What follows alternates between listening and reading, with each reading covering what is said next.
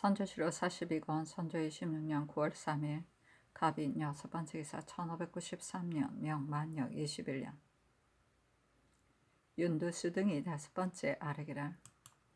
구물이 광복되고 만화가 거듭 새로워지니 백성들이 눈을 비비며 태평시대를 기대하고는 있으나 마치 병이 막 회복되어 외기가 쉽게 타고 들어갈 수 있는 것과 같아 인심의 거치와 이 합이 전적으로 여기에 달려 있는데 기쁨 경사에 뒤이어 두려움도 아직 제거되지 않은 상태입니다. 이런 때를 당하여서는 조정의 조처에 있어서 거지의 좌우에 경중이 있어야 하는 것입니다. 왕의 말씀은 한번 내려가면 사방에서 모두 보게 되는 것이니 마땅히 처음의 뜻을 더욱 가다듬어 큰 기업을 굳혀 나간다 하더라도 오히려 결집되지 않을까 염려되는 것인데 한결같이 사양만 하면서 스스로를 격화시키고 계시니 그래가지고서야 어떻게 신명과 백성을 위로하고 조종에게 보답할 수가 있겠습니까? 깊이 더 생각하셨사니 답하기를. 이것이 어떠한 일인데 단순히 말실험만 하려고 하는가? 다시는 번거롭게 말하지 말라 하였다. 선조실록 42권 선조 26년 9월 3일 갑인 7번째 기사 홍문관과 양사가 차자를 올려 선의하지 말기를 개청하였으나 상이 윤호하지 않았다.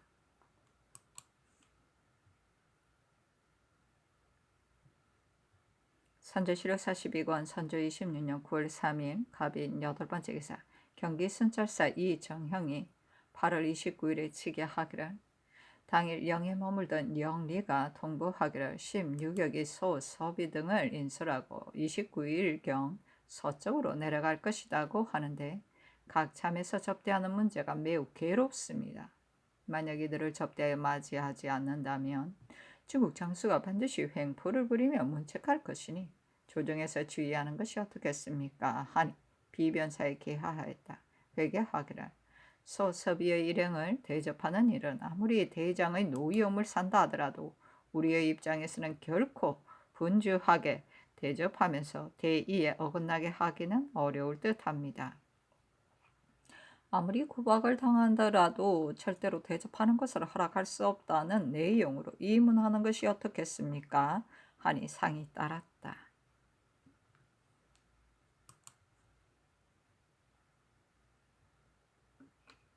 선조실록 42권 선조 26년 9월 3일 갑인 9번째 기사 비변사가 아뢰기를 서관 지역의 지친 군사가 모두 여러 옷을 입고 천리 밖에서 전쟁에 임하고 있으니 의복의 문제가 매우 절박한 계절입니다.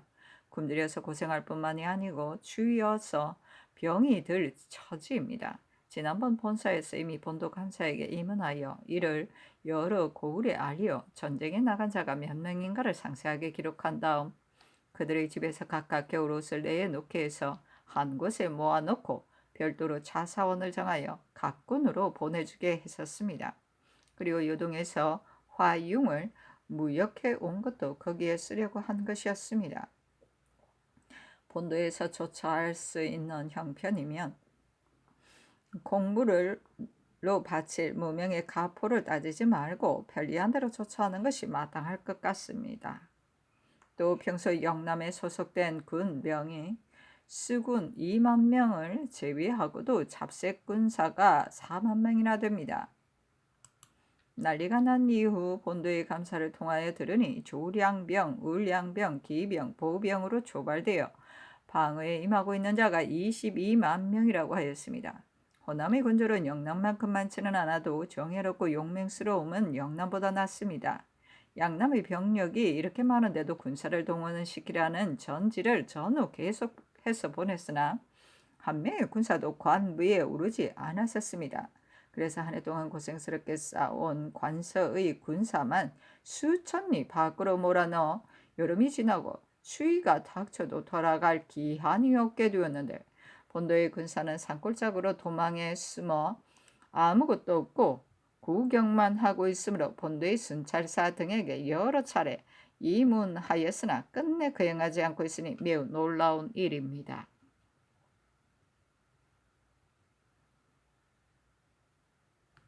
이러한 내용을 모두 기록하여 하사하셔서 양남의 순찰사를 엄히 꾸짖고 정예롭고 용기 있는 군사를 모두 동원시켜 기한을 정하여 보내게 하는 한편 양향도 아울러 돕게 하는 것이 마땅할 것입니다. 하니 상이 따랐다. 선조 7월 42권 선조 26년 9월 3일 갑인 10번째 기사. 심원하를 사헌부장령의 이경함을 시강은 필서야 강위준을 사관은 정원의 김상용을 이조주하랑에 제수하다.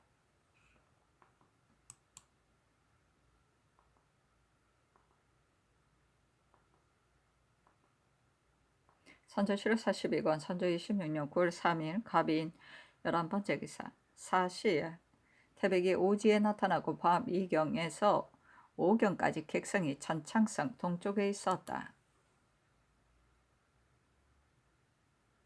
선조 7월 42권 선조 26년 9월 4일 을묘 첫 번째 기사. 세자가 새벽에 대궐 아래 나아가 땅에 엎드려 눈물을 흘리면서 아뢰기를 신이 어제 삼가 성상의 하교를 받았는데 유엄을 오랫동안 듣지 못하였을 뿐만 아니라 굳게 거절하심이 날로 더욱 심하여 심지어는 요순이 주고받은 일로 말씀하셨습니다. 하명을 받고는 놀라고 두려워서 몸둘 바를 알지 못하여 민망하게 울먹이다가 곧이어 피눈물을 흘렸습니다. 삼가 생각하건대 3대 시대는 어떠한 때였으며 오늘은 어떠한 때입니까? 순임금은 어떤 분이었으며 신은 어떤 사람입니까? 시대로 말한다면 요순 시대는 온 세상이 화평하여 백성이 편안하고 모든 것이 풍성하였으니 오늘날처럼 국사가 위급한 것과는 성격이 어떠하겠습니까? 더구나 우리 성상께서는 하늘과 같은 큰 덕과 그 높고 넓으심이 요 임금과 차이가 없으시고 춘추가 한창 정정하신 것은 요 임금이 90세가 넘어 만세의 실정이 났던 것과는 매우 다를 뿐 아니라 시세의 어려움 또한 요 임금 때 온 나라가 태평을 누렸던 것과는 천양의 차이가 납니다.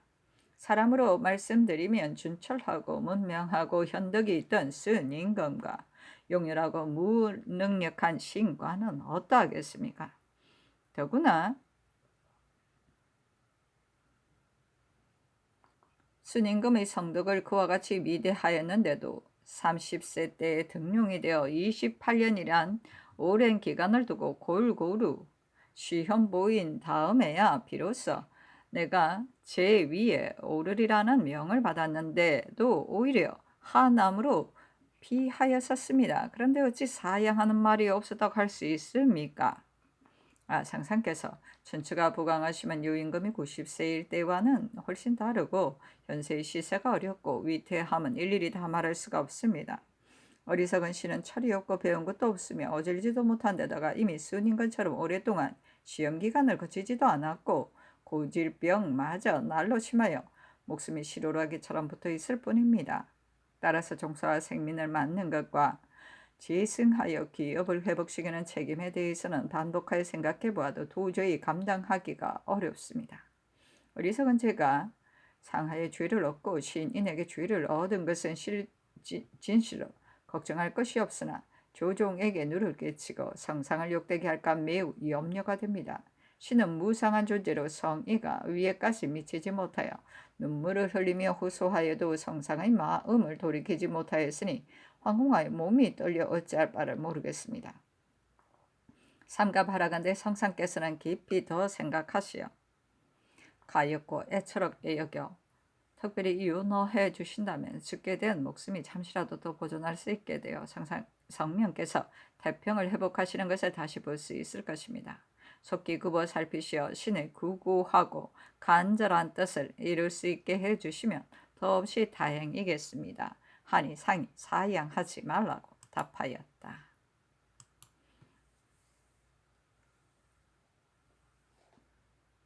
선조 7월 42권 선조 26년 9월 4일 을묘 두 번째 기사 조와 이정 윤두수와 우이정 유홍이 백관을 인설하고 아뢰기를 신들이 구구하게 나라를 걱정하는 마음은 신명에게 질정할 수도 있습니다만 성상께서는 거짓말을 한다고 꾸짖기도 하시고 약속을 어겼다고도 하시니 더욱더 황공하고 민망스러움을 금할 수가 없습니다.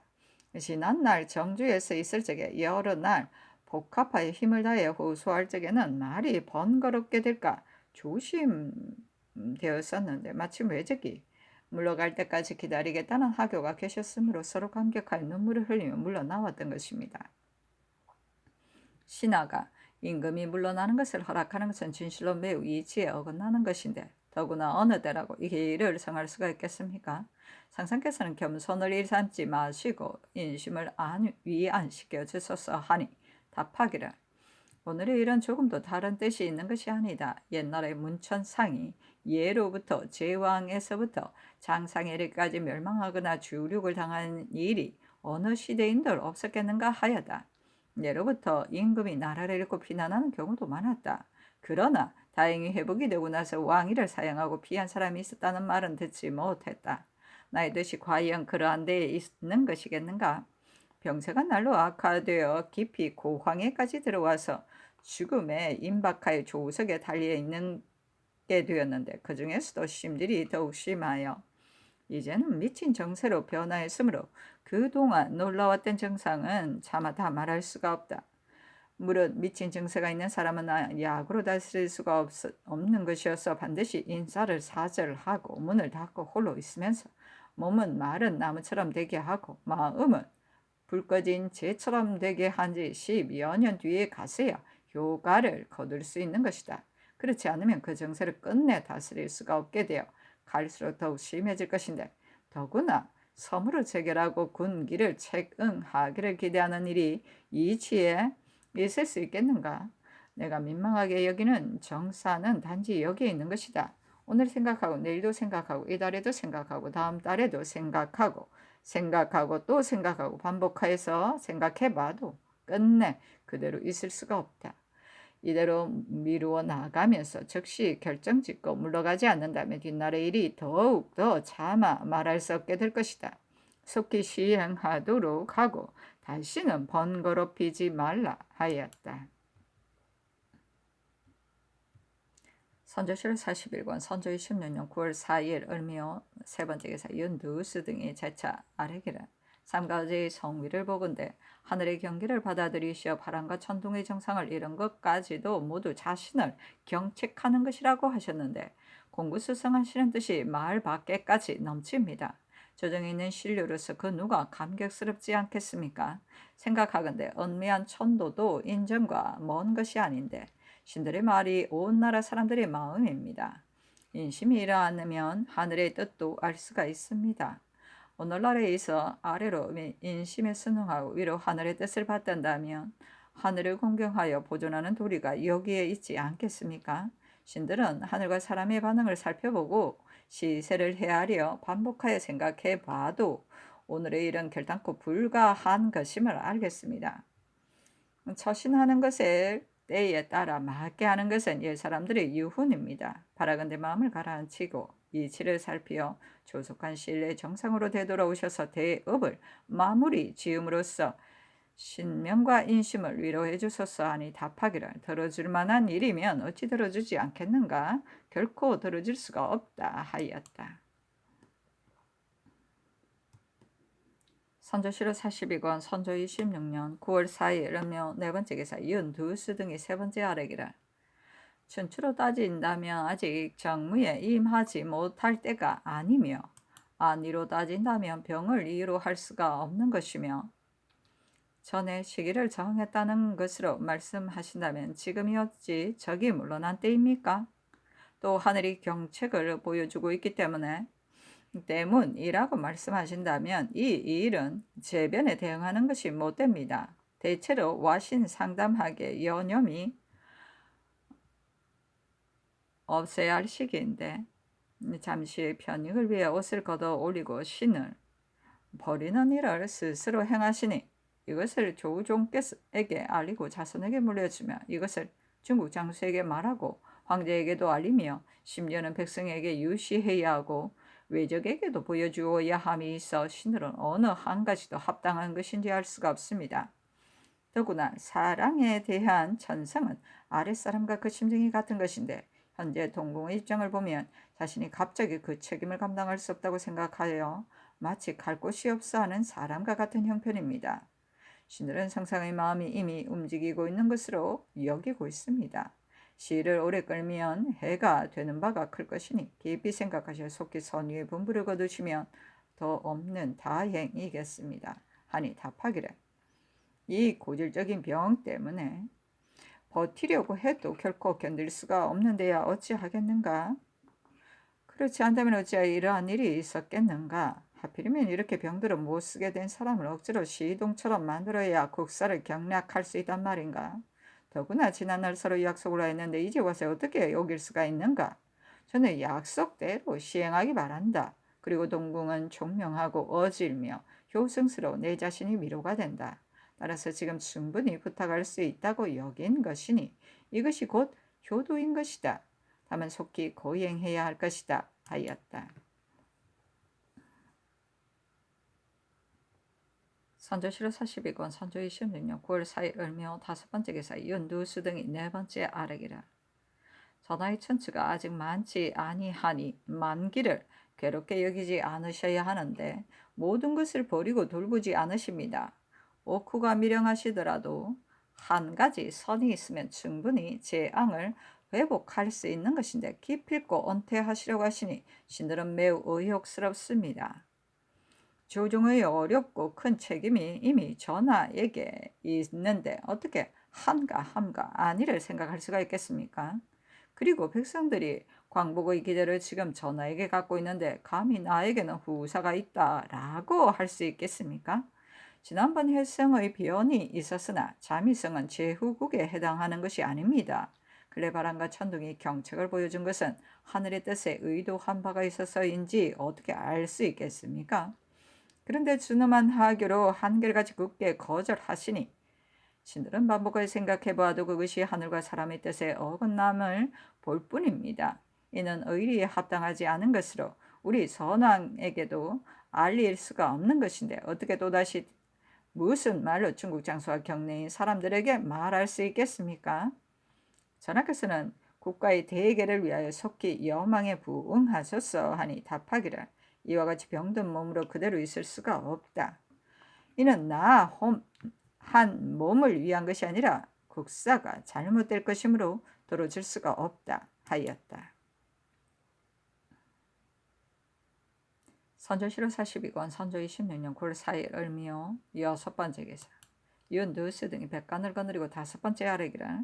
삼가 전후의 하교를 보건대 신복이 있는 것을 다 말하여 아랫사람에게 시원스럽게 보여주셨으니 신들이 성의 소재를 모르는 것은 아닙니다. 그러나 여러 날 복합하면서 성상을 번거롭힘을 비하지 않는 것은 인심의 이상과 사계의 상표가 바로 이때 달려 있으며 국가의 존망 또한 여기에 따라 결정되기 때문입니다. 지금 중에 많이 일이 많아서 상신들이 사명을 받들고서 나가서 돌아오지 않은 이가 많습니다. 이것이 얼마나 큰 일인데 신들만으로 처결할 수가 있겠습니까? 깊이 생각하소서 하니 답하기를 일각이 시급하다. 공경들이 조정에 가득한데 굳이 한두 사람을 기다릴 필요는 없다. 오로지 속히 거행하기 바란다 하였다. 선조실록 42권 선조 26년 9월 4일 을미오 일곱 번째 기사 허문관이 선위하지 말기로 결정하였으나 상이 허락하지 않았다. 선조실록 42권 선조 26년 9월 4일 을미오 여덟 번째 기사 양사가 합계하여 선위하지 말기로 결정하였으나 상이 허락하지 않았다. 선조실록 42권 선조 26년 9월 4일 을미오 아홉 번째 기사 시종 호종했던 신하들에게 본도의 둔전은 차등 있게 하사하다. 선조실록 42권 선조 26년 9월 4일 을미오 열 번째 기사 비만기를 내렸다. 당초 중국의 구원병을 청할 적에 요동에만 알렸으므로 중국 조정에서는 예사롭게 응하였을 뿐이니 매우 한심한 일이었다. 정곤수가 명을 받들고 주문할 적에 지성으로 전대하였으니 오늘날 회복의 공로는 오로지 정곤수에게 있다. 앞서 자급을 올려주었다고 하더라도 그 정도에서 그칠 수는 없다. 내가 지금 물러가게 되었으니 정곤수에게 정일품의 직을 제수하도록 하라. 그리고 신잠도 전대를 잘 하여 병부상세의 마음을 감동시켰으니 그 공이 적지 않다. 자헌대부의 품계를 제수하도록 하라. 선조실록 42권 선조 26년 9월 4일 을묘 11번째 기사 밤 2경에서 4경까지 객성이 천창성 동쪽에 있었는데 5경에는 구름이 가려져 보이지 않았다. 선조실록 42권 선조 26년 9월 4일 을묘 12번째 기사 상이 판도령부사 정곤수가 지성으로 주문하여 오늘날 회복하게 된 공이 있다 하여 특별히 보국 승록 대부에 승진시키고 병조 판사 신점은 지성으로 전대하여 병부 상세의 마음을 감동시켰다고 하여 특별히 자헌 대부에 승진시켰다. 정곤수는 타고난 성품이 경박스럽고 역량도 작았으므로 조정에 벼슬한 지 수십 년이 되었어도 전혀 알려질 만한 공이 없었다.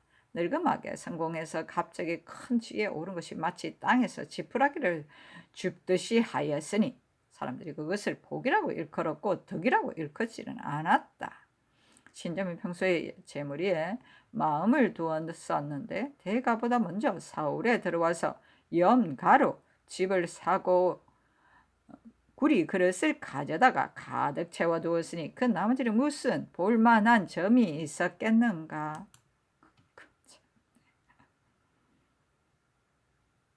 선조실록 42권 선조 26년 9월 5일 병진 첫번째 기사 세자가 새벽에 대궐 아래에 나아가 땅에 엎드려 눈물을 흘리며 아뢰기를 신의 민망 절박한 심정을 여러 날 땅에 엎드려 피나는 정성으로 슬피 호소하였으나 상상의 반응은 더욱 막연하였습니다.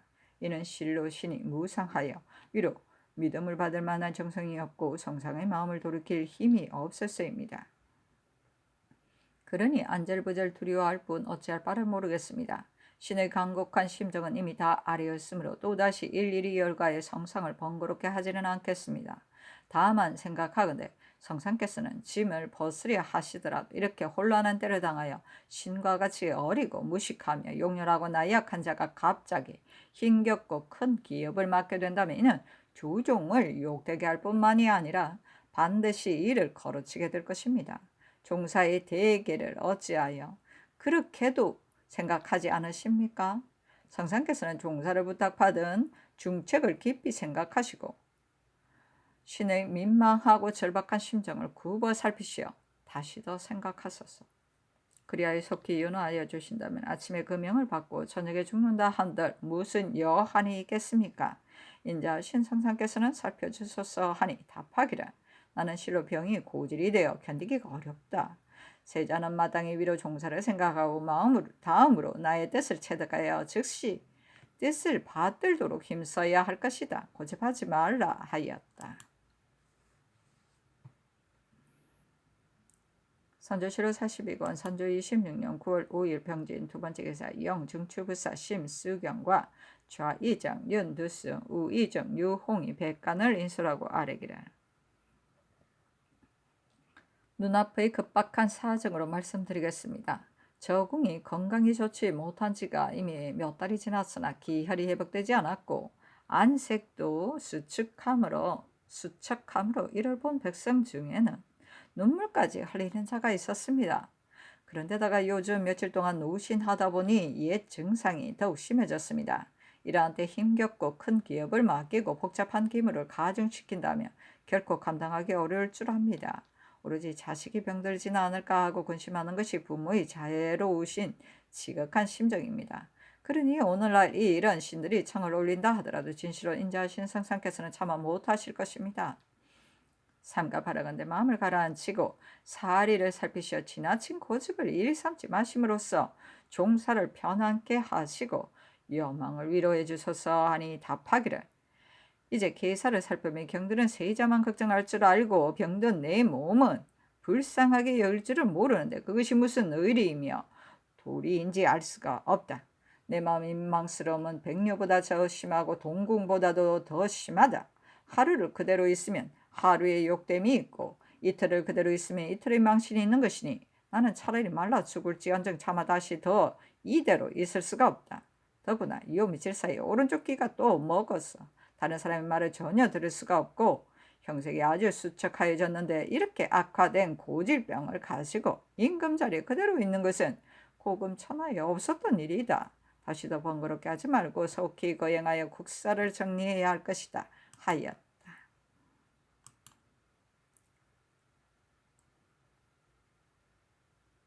선조 7월 42권 선조 26년 9월 5일 병진 세 번째 기사 심수경 등이 백관을 인서해 다섯 번째 아래였으나 상이 윤허하지 않았다. 선조 7월 42권 선조 26년 9월 5일 병진 네 번째 기사 헌문관이 선의하지 말기를 청하였으나 상이 윤허하지 않았다.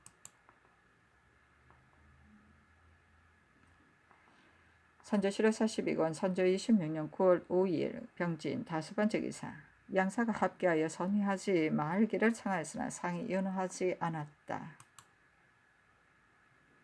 선조 7월 42권 선조 26년 9월 5일 병진 여섯 번째 기사 정원이 선의하지 말기를 청하였으나 상이 윤허하지 않았다.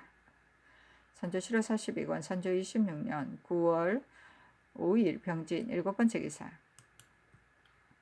제독 접반사 이덕형이 8월 26일 치게 하였다. 지난 24일 제독이 찰원을 따라 평양에서 출발하여 저녁에 숙천에서 유숙하고 어제 안주를 지나 가산으로 들어갔습니다. 이번에 찰원이 모든 일을 자세히 살피려고 왔으니 우리나라에서 말을 잘해서 외적이 전처럼 둔치해 있다고 알려주어 끝까지 구할하여 달라고 간청할 좋은 기회입니다.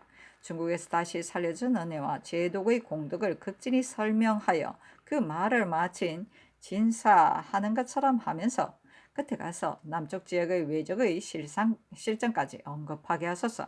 그리하여 풀이 마르고 활이 강하게 된 다음에 다시 이 총야의 힘을 빌어 변방의 화근을 영원히 뿌리 뽑아 마침내 바닷가의 백성을 구할시켜달라고 요청하면 제독이 보더라도 다른 말을 못할 것입니다. 이를 주선하는 문제는 조금도 놓칠 수가 없으며 그 책임은 찰원을 접반하는 자에게 있는 것이므로 신이 어제 가산에 도착하여 이축 정장현 등과 상의하여 품첨을 올리거나 상설을 해 보도록 권했더니 이축은 큰 일에 방해가 될까 걱정도 되고 또 조정의 명령도 없었으니 마음대로 할 수가 없다고 하면서 고집을 부리며 망설였습니다. 그래서 신이 여러 가지로 권유하는 한편 동행한 여러 사람들과 정문을 조언하여 주고서 기어이 계품을 하게 하였습니다. 사실은 논한다. 이 덕형은 약관의 수재로 등용되었다. 이 사내의 사유가 되었으므로 화폐를 면할 수 있었다.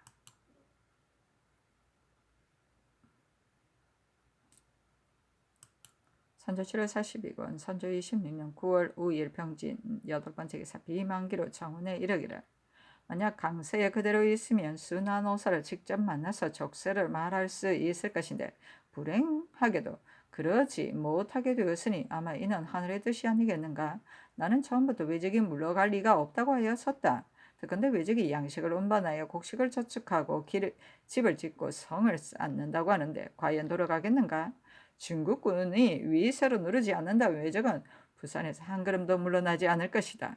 그리고 외적이 군사를 거두어 물러가서 지키는 것은 우선 중국과의 강화를 기다리기 위한 것이다. 그런데 중국 조정의 의논을 보면 경략에게 잘못했다고 심유경을 간사한 사람이라고 하는가 하면 외국에게 공물을 바치게 하는 것은 잘못이라고 극언하고 있으니 화친을 허락하지 않고 오랑캐의 사신을 억류시키기라도 한다면 외적이 흉악한 짓을 하면서 감정을 풀려고 하는 것이 어찌 끝이 있겠는가?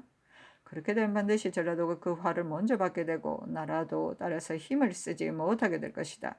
일국의 절박한 사정을 중국에 주달할 길이 없으니 순한 어사에게 상서하여 이 고민스러움을 호소하는 것이 좋지 않겠는가? 여러 가지로 계획을 세워 대처하도록 하라 하였다. 비변사가 회개하기를 삼가 성상의 하교를 보건대 강서로 그대로 있으면서 순언어사를 접대할 수 없게 된 것을 가지고 불행하게 여기시니 감격스럽고 지극히 미안스러움을 감당할 수가 없습니다. 흉적이 우리나라 안에 둔치하고 있으면서 아직도 물러갈 뜻이 없는데 경락과 제독은 한결같이 거짓말을 꾸며대어 외적이 물러갔다고 순한 어사를 속이고 있으니 매우 가슴이 아픕니다. 상서하여 고민스러움을 호소하는 것이 진실로 잘못될 것은 없습니다.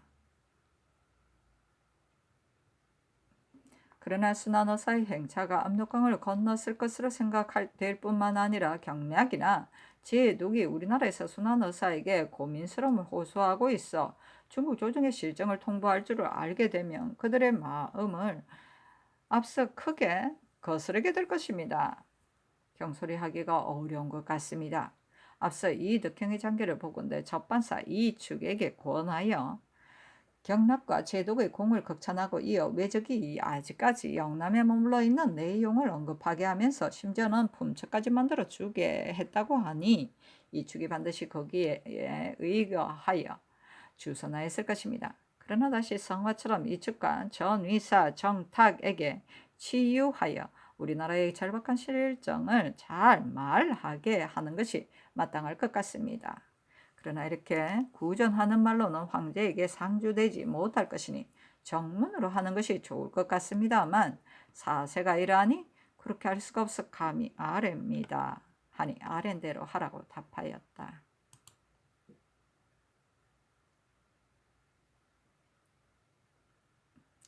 선조 7월 42권 선조 26년 9월 5일 병진 9번째 기사 2조 참의 오억령이 치게 하기를 8월 28일에 경락이 있는 곳에서 치게 하였다. 경락의 일행이 어제 의주에 도착했는데 강을 건널 날짜는 아직 분명히 알 수 없습니다. 순환의사와 이 제독이 평양에서 돌아옴으로 인하여 한 포 정도 정주에서 출발 모두 오늘 역에 도착했습니다 하니 비변 사이에 개하하였다. 선조 7월 42권 선조 26년 9월 5일 병진 10번째 기사 이조가 대신의 뜻으로 아뢰기를 연혁은 중대한 일이지만 오늘의 사세에 있어서 변통하는 법규가 없을 수 없습니다. 이번에 덕건대 포천, 영평, 금천, 과천, 영지, 음죽 등의 고을은 백성들이 모두 흩어지고 공사관의 사옥이 모두 불타버려 수령들이 아침 저녁 공개도 마련할 길이 없다고 합니다.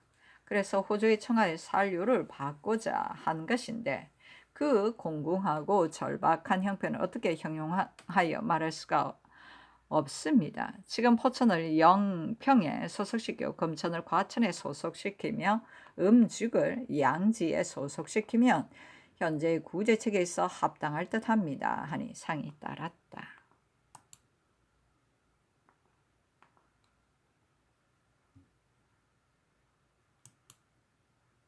선조 7월 42권 선조 26년 9월 5일 평진 11번째 기사 호조가 아뢰기를 비만기에 요즘 상은하여 진소하는 것을 보니 환자곡을 감면해 주기를 희망하는 것이 많은데 풍년이 들기를 기다려 환납하게 하라 하셨는데 환자가 백성을 위한 일입니다만 이렇게 나라가 판탕되어 백성이 모두 굶주리고 있는 때를 당하여 환납할 길이 없습니다. 일로의 각 고을과 대가가 지나간 고을에는 반을 감해주거나 풍년이 든 다음에 복납하도록 하여 구휼해주는 뜻을 보이는 것이 어떻겠습니까? 금년에 오랑캐 난리는 팔도가 다 같이 분탕질 당한 곳에는 닭이나 개 한 마리 남은 것이 없고 살아남은 백성은 부역에 시달려 장차 스스로 살아갈 수가 없게 되었으니 환자곡을 다 바치기는 매우 어려운 형편입니다. 팔도의 관찰사라 하여금 차사원을 별도로 자정하게 하여 어느면 어느 방이 피해를 더욱 심하게 받았는가를 밝혀내게 한 다음 우선 전체의 3분의 2만 바치고 그 나머지는 내년에 바치게 하소서. 그리고 대가가 지나간 각 고을 중에 흉년된 고을을 가려 위의 예와 같이 3분의 1을 바치게 하는 것이 합당할 것입니다. 그리고 각종 곡물과 각사, 노비의 신공 또는 어선세, 염세, 장인세, 무녀세, 엄중세 등 아직 다 진상하지 못한 것으로 응당 바쳐야 할 모든 물품에 대해서는 십여 년 이후의 것은 이미 상납한 것과 경비로 쓴 장미를 제외하고는 골고루 혜택을 받게 하는 것이 어떻겠습니까? 하니 상이 따랐다. 업중세. 선조실호 42권 선조 26년 9월 5일 병진 12번째 기사 밤 1경에서 5경까지 객성이 천창성 동쪽에 있었다. 선조실호 42권 선조 26년 9월 5일 6일 정사 첫 번째 기사 세자가 새벽에 대궐에 나아가 땅에 엎드려 눈물을 흘리면서 아뢰기를 신이 간절하게 피눈물을 흘리며 호소한 지가 거의 10일이 되었으나 정상의 반응은 더욱 막연하여 윤의 명을 받지 못하였을 뿐만이 아니라 엄한 말씀과 준절한 비답으로 하루하루 더 심하게 거절하셨습니다.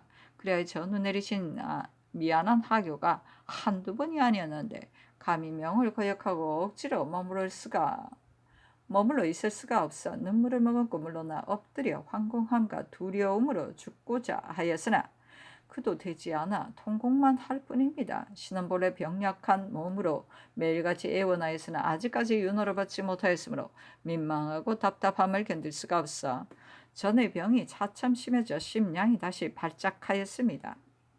만약 이대로 계속된다면 반드시 미치게 될 것인데 끝까지 윤호를 받지 못하게 되면 죽는 길만이 있을 뿐 다시 다른 길은 없습니다.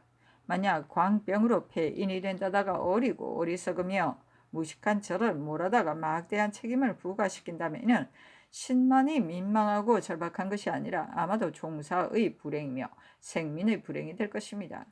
그런데 성상께서는 어찌 차마 그렇게 되는 것을 보려고 이렇게 고집하십니까? 삼가바라건대 성상께서는 위로 종사를 생각하시고 아래로 저의 간곡한 심정을 살피시어 깊이 더 생각하소서. 그리하여 속히 한번 윤호를 내리셔서 어리석은 저로 하여금 잠시라도 보존할 수 있게 한다면 그 누가 천지 부모의 은혜에 감격스러워하지 않겠습니까? 삼가 성상께서는 가엾게 여겨주소서. 하늘을 우러르며 눈물을 감추지 못하여 간절한 마음 금할 수가 없습니다. 하니 답하기를 병이 들어 감당할 수가 없으니 민망한 마음을 금할 수가 없다. 남의 자식된 도리로는 마땅히 부모의 마음에 신경을 써야 하는 것이니 세자는 사용하지 말라 하였다. 선조실호 42권 선조 26년 9월 6일 정사 두 번째 기사 좌의정 윤두스와 우의정 유홍 등이 백관을 거느리고요 아뢰기를 선왕께서 종사 신면을 전하에게 부탁하셨으니 전하께서는 짊어지고 계시는 중대한 책임이 어떠하겠습니까? 국군이 불행하여 강성한 오랑캐가 쳐들어와 생명들이 어육이 되었고 종묘 사직이 폐허가 되었으니 전하께서는 마땅히 창을 베고 쓸개를 맛보며 눈물을 삼키면서 조종에 대한 복수를 생각하셔야 할 것입니다. 더구나 형적이 아직 물러가지 않았고 왕사도 아직 돌아가지 아니하여 초야에 있는 행궁에는 수참스러운 기상이 덮여 있는데 갑자기 선회하시겠다는 하교를 내리시니 하늘에 계신 조종의 연령께서는 전하에 대한 실망이 어떠겠으며 또 전하께서는 선왕의 종묘에 어떻게 들어가시렵니까? 신하가 임금을 대하는 것은 자식이 어버이에게 대하는 것과 같은 것입니다. 순종하거나 바로잡음에 있어 오직 의리에 맞게 할 뿐 어찌 일정한 방법이 있을 수 있겠습니까? 한없이 온갖 일 중에 오직 이것이 큰 것으로 안위가 판가름 나는 것이기 때문에 그만둘 수가 없습니다. 신들은 죽는 일만 있을 뿐 다른 방도가 없습니다. 다시 더 깊이 생각하시어 여망에 부응하소서 하니 답하기를 이 마음은 바꿀 수가 없다. 만약 부인들의 구구한 인처럼 하여 과감하게 물러나지 못한다면 즉시 화폐를 당하게 되어 100번 뉘우쳐도 돌이킬 수가 없게 될 것이다. 옛부터 고식적으로 결단을 내리지 못하였다가 욕을 당한 자가 많았는데 상하에 무슨 다름이 있겠는가? 더구나 종사의 죄인은 도리상 다시 5점을 남길 수가 없는 것이다. 훗날 종사에 들어가는 것은 진실로 원하지 않는 바이다. 다만 속기 선의하고 조용한 산속에 물러가서 사람의 얼굴을 보지 않고 사람의 말도 듣지 않고서 죽을 날을 기다리며 살게 된다면 더 없는 영광이겠다. 죽는 한이 있어도 그대들의 말을 따를 수가 없다 하였다.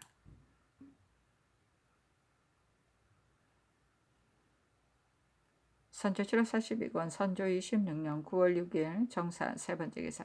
연두수 등이 백간을 거느리고 6차례 아래였으나 상이 연하지 않았다. 선조 7월 42권 선조 26년 9월 6일 정사 네 번째 기사. 문관이 선의하지 말기를 개정하였으나 상이 연하지 않았다. 선조 7월 42권 선조 26년 9월 6일 정사 다섯 번째 기사.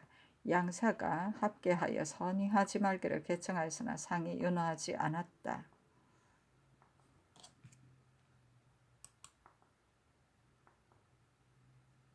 선조 7월 42권 선조 26년 9월 6일 정사 여섯 번째 기사. 정원이 선의하지 말기를 개정하였으나 상이 연하지 않았다.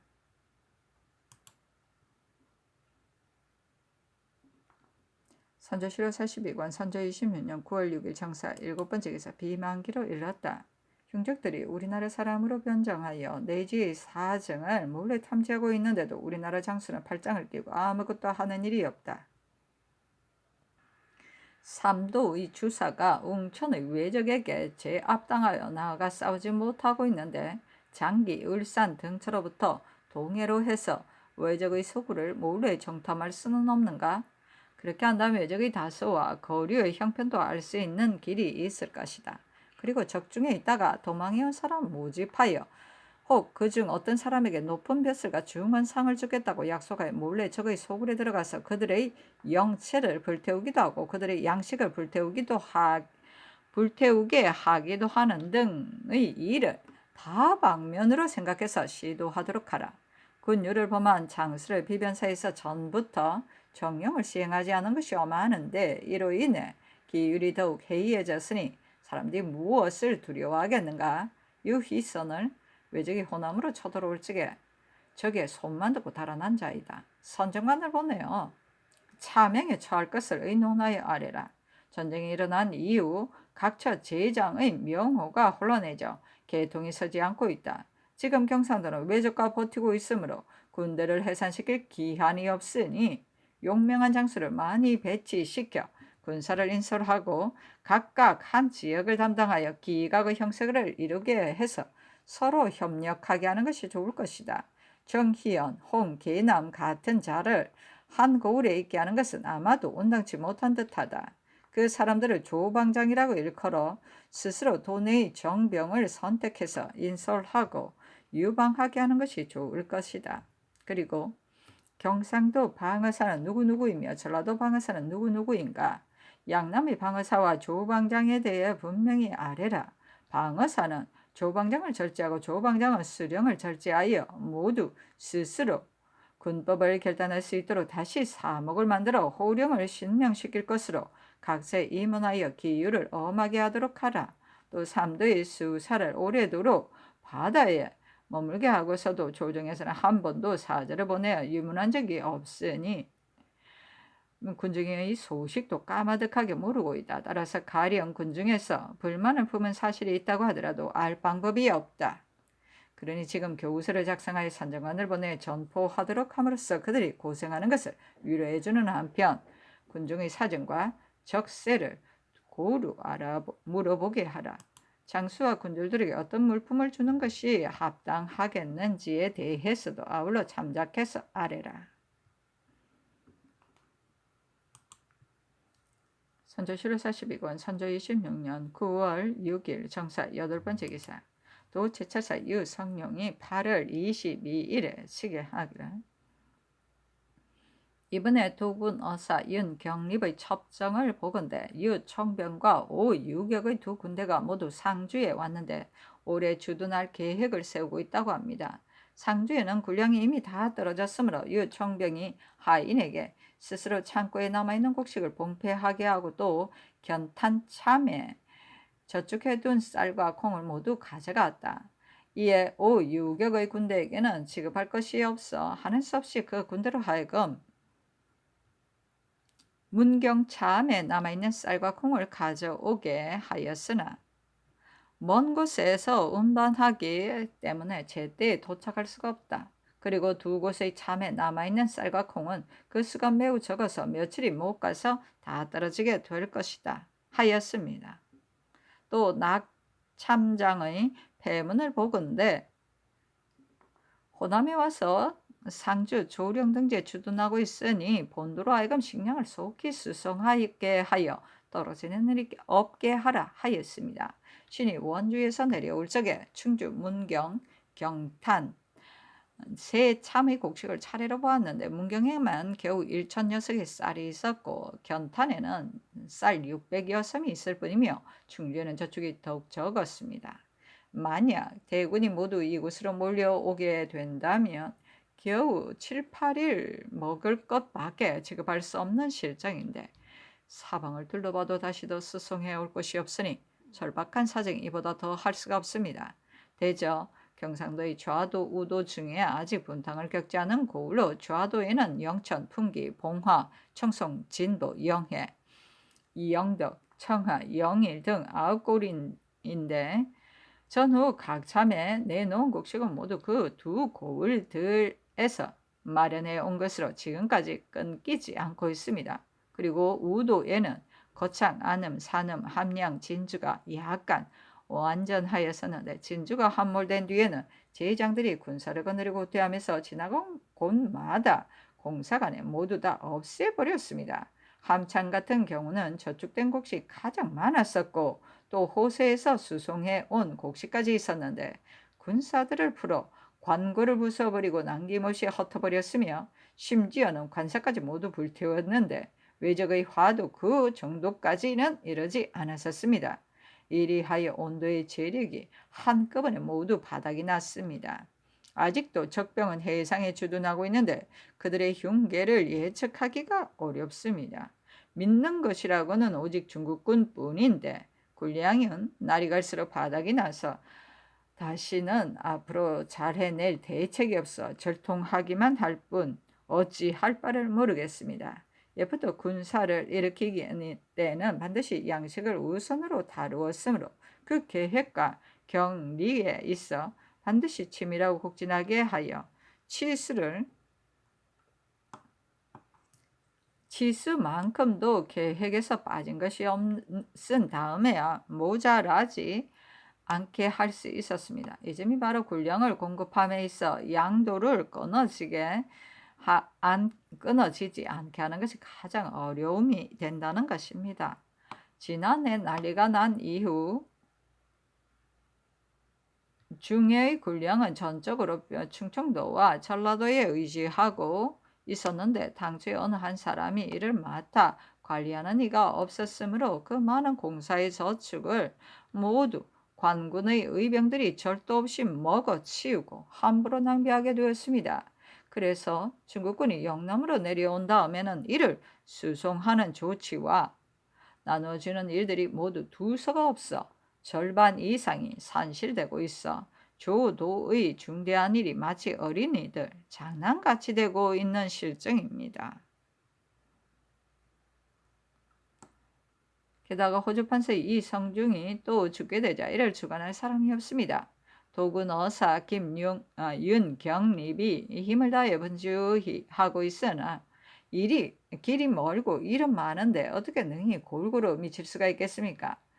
지금 이미 느끼는 하였으나 조정에서 반드시 계획성이 있고 국사의 성심을 다할 자로서 조도에 능한 중신 한 사람을 급히 파견해서 그 일을 전담시켜 이쪽과 저쪽에 있는 식량의 많고 적음을 자세하게 살펴 미리 헤아려 옮기게 하소서. 그리고 금년 가을 곡식이 익어가고 있으니 약간이라도 풍년이 든 곳에는 공명 고신첩과 면역첩을 같이 많이 보내되 섬 수를 약간 감해주며 사람들이 즐겨 호응할 수 있게 함으로써 수만 섬의 곡식을 마련해 내야만 큰일을 성공시킬 수 있을 것입니다. 그렇게 해주기를 밤낮으로 바랍니다. 그리고 신이 다시 한 말씀 더 드리겠습니다.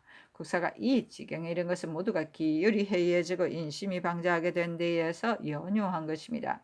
신이 듣기로는 진주성이 함락되었을 때 전라도 복병장인 장흥부사 유희선이 두치진을 지키고 있었는데 적병이 처음 그 나루를 건너지 않았을 적에는 나루의 물이 바다에 닿도록 넓었으므로 배가 없이는 100만의 적병이라 하더라도 건드릴 수가 없었다고 합니다.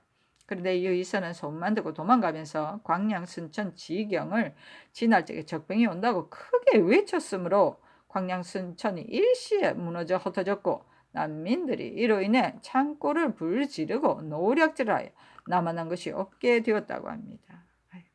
이리하여 나강, 강진, 구례, 곡성까지도 하나같이 독려되어 백년 보정으로 옹부하던 지역을 까닭없이 잿더미가 되게 만들었으니 저만 살려고 도망하면서 무리를 현혹시키는 저는 만번 죽어도 속죄하기가 어렵습니다.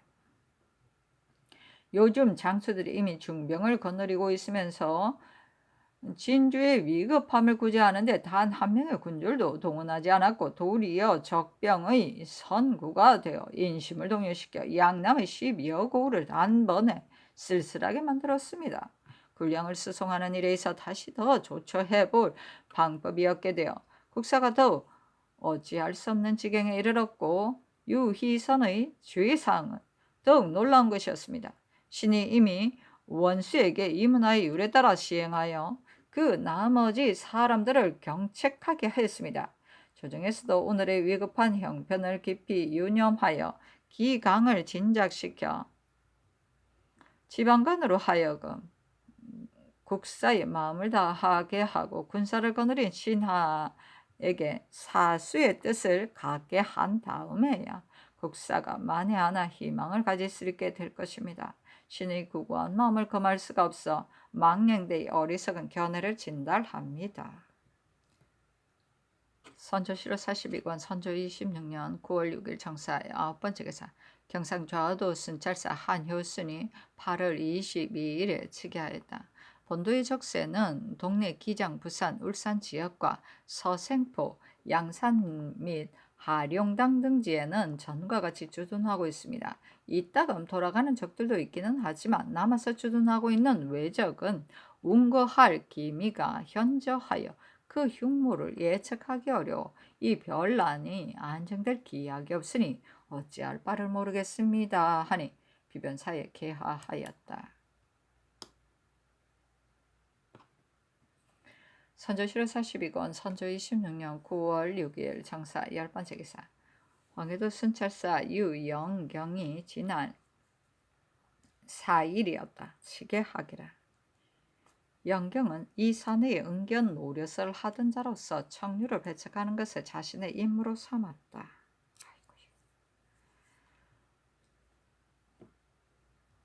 각 참의 군량이 결핍되는 지경에 이르지 않았고 새 곡식이 점점 익어가고 있으므로 중국군을 접대하고 주린 백성을 구제함에 있어 큰 패단이 없을 듯합니다.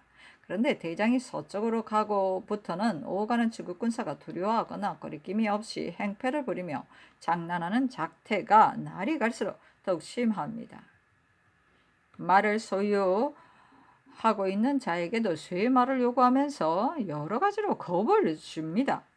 실행이야 사람들은 목을 매어 끌고 다니기까지 하는데 주포를 바치지 않으면 그들의 노여움을 풀 수가 없으므로 군량도 외람되이 받았다가 매매의 비용으로 쓰고 있습니다. 그런데 조금만 그들의 뜻을 거역하면 몽둥이야 돌멩이로 무수히 난타하는데 요즘 맞아 죽은 사람이 매우 많습니다. 그 밖에 상처를 입고 신음하는 형상은 하도 비참하여 참아볼 수가 없습니다 하니 비변사에 계하하였다. 중국군의 행포. 선조실록 42권 선조 26년 9월 6일 정사 11번째 기사 우승지 정희번이 경성에서 왔다. 서계하기라. 경성에 남아있는 중국군 량의 현재 수량을 호주로 하여금 조사하게 했더니 400여 섬이 남아있었습니다. 인구는 도목의 총수가 54,963명인데 중부에는 장자가 13,360명, 약자가 1,522명이고 북부에는 장자가 5,739명, 약자가 660명이고 남부에는 장자가 11,163명, 약자가 1,530명인데 평두의 소미로 372섬 9두 6승을 가지고 장자에게는 각각 2승씩을, 약자에게는 각각 1승씩을 나누어 주었습니다. 동부에는 장자가 6,253명, 약자가 874명이고 서부에는 장자가 15,904명, 약자가 2,298명인데 중국 군량의 소미로는 부족하였습니다. 그래서 전세로 받은 대미를 평두로 316섬 8두 6승을 가지고 장자에게는 각각 2승씩을, 약자에게는 각각 1승씩을 나누어 주었습니다. 대저 대미 소미는 아울러 695섬 11두 5승인데 지난 8월 28일 남김없이 군자 강감에 모아두었습니다. 신이 나누어 줄 적에 정교하신 뜻으로 분명하게 말해 주었더니 감격의 눈물을 흘리지 않는 자가 없었으며 심지어는 목이 메어 통곡하는 자도 있었습니다. 5군데의 진제장을 일일이 적관하였더니 주린 백성으로 와서 먹는 자는 모두 2,000여 명에 지나지 않았습니다. 요즘에 사람은 많고 곡식은 적어서 아침 저녁으로 음식을 공급할 수가 없게 되어 아침에는 죽 한 그릇을 주고 저녁에는 몸을 움직일 수 없는 자 이외에는 모두 보냅니다. 그래서 사망하는 자가 계속 생겨 시체가 서로 잇따랐으니 그 비참한 꼴을 참아볼 수가 없습니다. 백성들 모두가 만약 대가가 경성으로 속히 돌아오지 않는다면 우리들은 어디에 의지할 것인가? 모두 구렁을 메우게 될 것이다 고들 하고 있습니다. 그리고 지금 남아있는 중국 군량도 이제는 다 나누어지고 없으니 의주에 있는 중국 군량을 급히 수송해 오지 않는다면 전세로 받은 대미도 오래지 않아 다 떨어지게 될 것입니다. 별도의 대책을 세우지 않을 수 없습니다. 하니 알았다고 전교하였다. 선조실록 42권 선조 26년 9월 6일 청사 12번째 기사 밤 1경에서 5경까지 객성이 천창성 동쪽에 있었다. 선조실록 42권 선조 26년 9월 7일 모 첫번째 기사 세자가 새벽에 대궐에 나아가 땅에 엎드려 눈물을 흘리며 아뢰기를 신이 민망절박하고 답답한 심정에서 날마다 혈성으로 대궐 뜰에서 호소했으나 오래도록 유음은 받지 못하였고 성지는 더욱 엄하니 두려움에 떨려 어찌할 바를 모르겠습니다. 삼가 어제 성상의 비답을 보건대 심지어 병이 들어 감당할 수가 없게 되면 자식으로서 마땅히 부모의 마음으로 마음먹어야 한다고까지 하셨는데 꿇어 앉아 제3일간이 감격하여 눈물이 흐름을 금할 수가 없습니다. 신이 어리석다고 하더라도 부모의 마음을 받들어 따르는 것이 곧 자식의 직분임을 어찌 모르겠습니까? 그러나 성상의 명을 감히 따를 수가 없었던 것은 실상 종사와 생민을 위하고 성상을 위하는 지극한 정성에서 나온 것인데 날이 갈수록 천청은 더욱 막연하게 되고 있으니 가슴 조이며 안절부절하다가 통곡할 뿐입니다. 어리석은 신의 용렬하고 불초한 점과 시세의 어렵고 위태로운 점에 대해서는 저는 남김없이 모두 말씀드렸으므로 성상께서는 반드시 충분히 알고 계실 것으로 생각이 됩니다만 매양 민박 절박함으로 인하여 전의를 번거롭혀 드렸습니다. 물론 생각해보니 죽을래야 죽을 수가 없는 입장입니다. 그보다 더 중요한 것이 있기 때문에 죽는 한이 있어도 피할 수가 없다는 것입니다. 한 번의 유음을 받지 못하면 만번 죽는 한이 있어도 결단코 그만둘 수가 없겠습니다. 그래서 이렇게 가슴속에 있는 진심으로 다시 감히 우러러 번거롭게 하소연하는 것입니다. 삼가 바라건대 상상께서 미미한 정성이 남아 통촉하시어 특별히 가엾게 여기시어 속히 윤화하여 주신다면 이는 병들어 죽게 된 목숨이 천지 부모의 은혜에 의해 보존될 수 있을 뿐만 아니라 종사와 신민에 있어서도 매우 다행스러울 것입니다. 신은 알등병이 다 극심해져 심신이 이미 저상되었으므로 기가 막히고 말도 어눌하며 민망스럽고 만극한 심정을 다 말씀드릴 수가 없습니다. 아마도 간곡한 정성을 제대로 아뢰지 못하여 성상의 마음을 돌릴 수가 없을 것으로 여겨 머리를 들고 대궐문에 우러르며 애절하게 눈물만 흘릴 뿐입니다.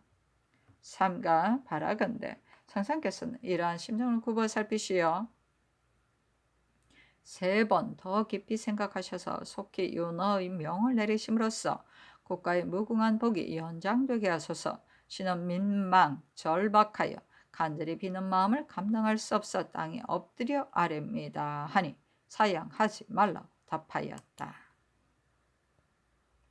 선조실록 42권 선조 26년 9월 7일 무 두번째 기사 영중주부사 심수경 좌의정 윤두수 우의정 유홍이 백간을 인솔하고 선위하지 말 것을 개청하니 답하기를 병이 날로 심해져 섬으로 결제할 수가 없다. 구차스럽게 이대로 나아가다는 반드시 국사를 다시 실패하게 되어 종사와 신민에게 이중으로 주의를 얻게 될 것이니 오히려 치욕을 당하기보다는 오늘날 뜻을 결정하는 것이 낫지 않겠는가? 병이 중하지 않다면 어찌 감히 이러겠는가? 모든 병 중에 마음의 병이 가장 중한 것인데 병이 들어서 어찌 해볼 도리가 없으니 죽는 날만 기다릴 뿐이다. 그들은 오래도록 좌우에서 시종하였으니 마땅히 더 불쌍하게 여겨 나의 뜻이 이루어지도록 해야 할 것이다 하였다. 다시 차자를 올렸으나 상이 따르지 않았다. 선조실록 42권 선조 26년 9월 7일 무 3번째 기사 양사가 선회하지 말기를 3번 아뢰었으나 상이 따르지 않았다. 선조실록 42권 선조 26년 9월 7일 무 4번째 기사 김응남과 이재남 등이 3번째 아뢰기를 국사의 위급함과 시세의 어려움은 우선 거론하지 않고 천의와 인심으로 말씀드리고자 합니다. 삼경이 이미 수복되어 구방이 새로워졌으므로 천의를 알 수가 없고 난물이 추앙하면서 간절하게 사모하고 있으니 인심을 알 수가 있습니다. 다시 빚내 괄목할 만한 치적이 있기를 모두 성상에게 기대하고 있습니다. 그런데 정무에 봉사하지 못할 만큼 춘추가 많은 것도 아닌데 갑자기 국사를 맡으라는 명을 내리시니 조야가 어찌할 줄을 몰라 하는 것과 인심의 절박함 같은 것은 굳이 말하지 않더라도 신들은 하늘의 뜻에 크게 어긋나게 될까 매우 염려스럽습니다. 더구나 지금은 종사가 폐허로 변했고 원능이 참화를 당했으니 그 노로 행차를 돌리셔서 선능에 참배하시어 미루는 조정께서 돌보아 주시는 마음을 위로해 주시고 아래로는 신민들이 우리 임금께 고대하는 생각에 보답하시는 것이 바로 성상께서 무엇보다 먼저 해야 할 급선무입니다. 그런데 물러나시겠다는 생각이 날로 굳어져 앞으로 나아갈 시기는 더욱 막연하니 이렇게 하고서 종사와 백성을 위한 계책이라고 할 수 있겠습니까? 스스로를 걱정할 겨를이 없다는 것은 성상의 오늘과 같은 경우를 두고 한 말이고 하늘이 비비하게 하는 것은 그것이 곧 성상께서 성공할 수 있는 계기가 되는 것이니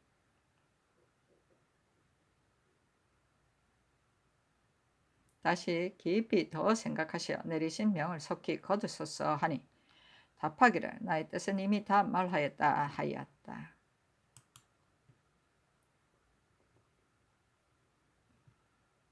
선조실록 42권 선조 26년 9월 7일 무 5번째 기사 정원이 아뢰기를 신들이 어제 삼가 성상의 비답을 보건대 전제를 즉시 봉행하지 아니하여 의리를 크게 어겼다고 꾸짖으셨는데 신들은 서로 돌아보고 민망스러워하며 말할 바를 몰랐습니다. 신들은 외람되이 성상을 가까이에서 모시면서 국세가 위태롭게 되어 그 위험이 날로 임박해지고 있음을 목격하고 있는데 성상께서는 위에 계시면서 문바라에 외적을 쳐 회복을 도모할 생각은 않고 오직 겸허한 마음으로 물러날 생각만을 가지고 큰 계책을 그르치고자 하시니 이것이 바로 신들이 명을 거역하는 데 대한 벌도 피하지 않으면서 아뢰는 이유입니다. 삼가 오늘의 사설을 살펴보건대 외적은 해안의 주둔에 있으면서 아직도 물러날 기약이 없으며 임금의 시체는 구릉을 메우고 있는데도 굳이 할 대책이 없으며 심지어는 원능이 지욕을 당하고 종사가 화를 입기까지 한 것은 보기도 놀랍고 가슴이 두근거려 차마 말을 할 수가 없습니다. 이러한 때를 당하여 하늘에 계신 조종께서 전하에게 기대하는 바가 어떠하겠으며 백만의 생령들이 전하에게 바라는 것이 어떠하겠습니까? 지금은 바로 전하께서 창을 베고 잠을 자며 쓸개를 맛보아야 할 때이지 진실로 임금의 자리를 내놓고 한가롭게 물러날 시기가 아닙니다. 그런데 전하께서는 속히 시행하라는 하교를 여러 번 내리시어 위아래가 서로 버틴 지가 이미 열흘 가까이 되었습니다. 그래서 많은 사람들이 심정의 절박하게 여기고 있고 모든 기상이 참담한 시름 속에 있으니 이는 민심을 진정시키고 화합하게 하는 것이 아닙니다. 다시 깊이 생각하셨사오니 전교하기를 그대로 있으면서 국사를 다시 그르치게 될 것이고 물러나게 되면 시사를 잘 처리할 수 있게 될 것이다. 고쳤을게 그대로 있으면서 스스로 처신을 잘못하게 되면 수용만 남길 것인데 국가에 무슨 유익함이 있겠는가? 다시 말하지 말라 하였다. 사신은 논한다.